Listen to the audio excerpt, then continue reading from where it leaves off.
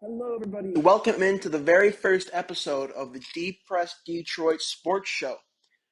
Now, a little bit about me. My name is Zach. I will be your host. I'm obviously a Detroit sports fan, always have been, always will be.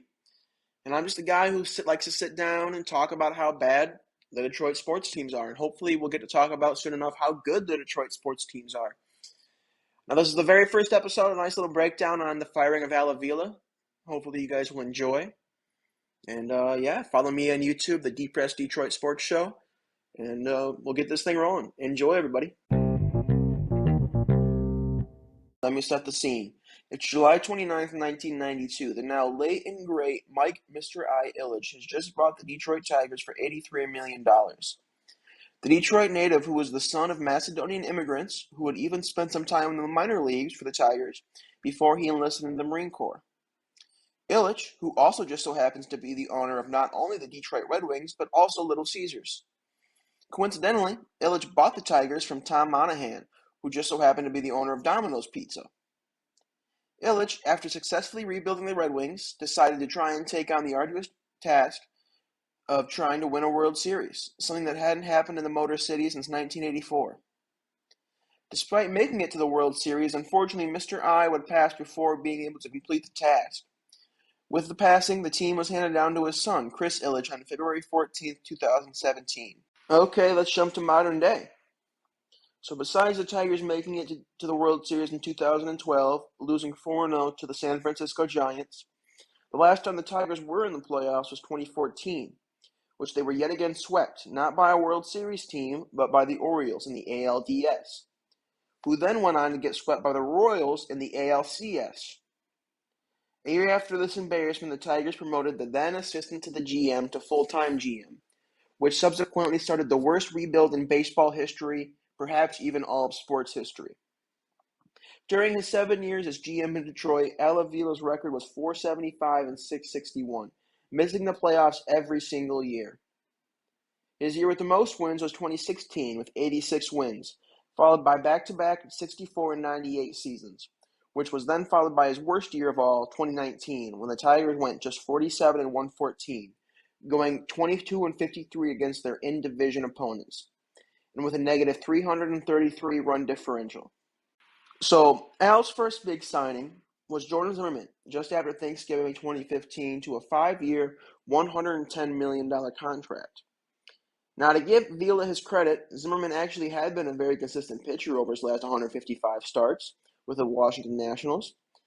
With a record of 66 and 43 and an ERA of 3.14, Zimmermann actually did start off hot during his first month in Detroit, going 5-0 with a .55 ERA. However, unfortunately, it was only downhill from there. Throughout his next 500 innings, Zimmermann had a record of 20 and 41 with a 5.98 ERA.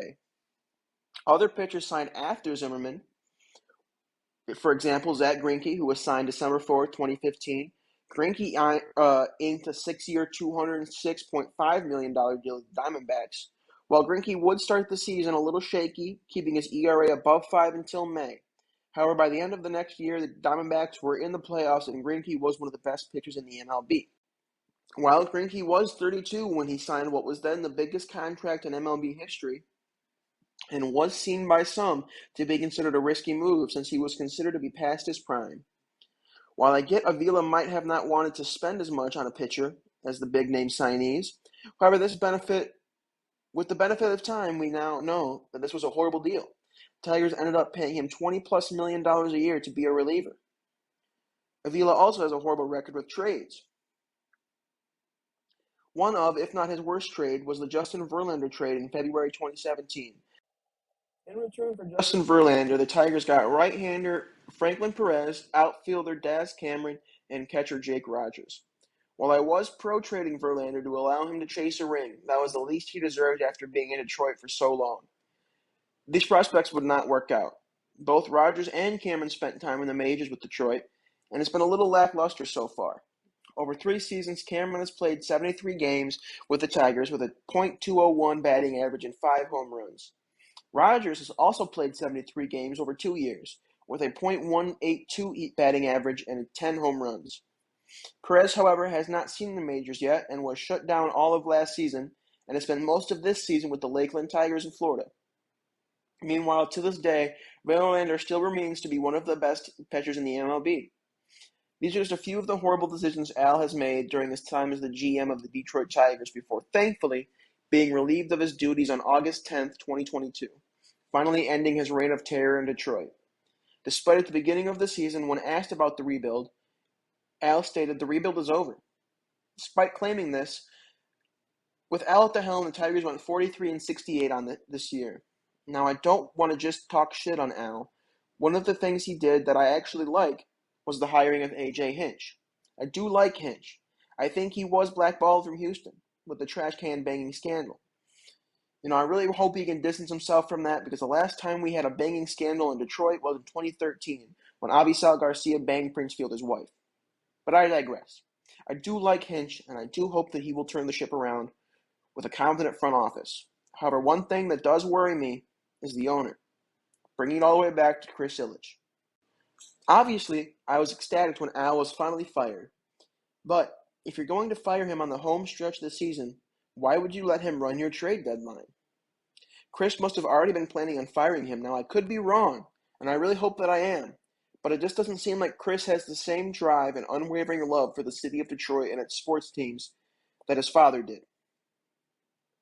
Anyways, I have nothing but hope for the next season, when we will hopefully see Casey Mize, Spencer Turnbull, and possibly Eduardo Rodriguez, another one of Avila's blunders.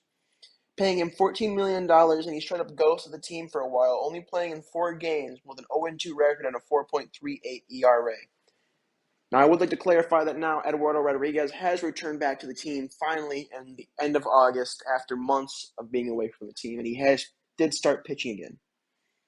Now, hopefully Chris Ilitch will take some advice from their neighbors, the Lions, who had the worst GM/coach combo ever in Bob Quinn and Matt Patricia, before landing Dan Campbell and Brad Holmes.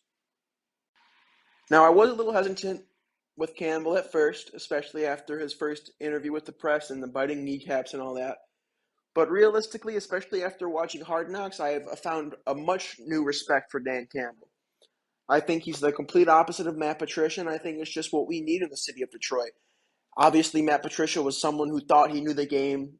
He's a rocket scientist, came from the Bill Belichick tree, but no one respected him. And if you can't respect your coach, you're not going to play for them. It doesn't matter what they know, who they've been with. It doesn't matter. If you can't respect your coach, and they don't respect you back, like it seemed like Matt Patricia did not respect a lot of his players, claiming that he was the reason that it's not my coaching problem. I have one of the best coaching plays defensively in NFL history, Super Bowl history. Talking about what I would assume is when Malcolm Butler got the interception on the 1-yard line on the Seahawks in the Super Bowl, which regardless was not his at all. That was all respect to the player. You had nothing to do with it, Matt Patricia. It's still salty. But, however, I do think that the Tigers are going in the right direction. I like every single move Dan Campbell and Brad Holmes have made. And I do think the future is bright in the city of Detroit for the Tigers, hopefully, the Red Wings, the Lions, and even the Pistons. I do like what the Pistons have been doing. Hopefully, soon enough, we will see a rise again of the city of Detroit back to the championship city that we used to be. Okay, everybody, thank you so much for listening to the first episode of the Depressed Detroit Sports Show. Once again, my name has been Zach. Thank you so much for tuning in. Follow me on YouTube at the Depressed Detroit Sports Show to see some more. And, peace out.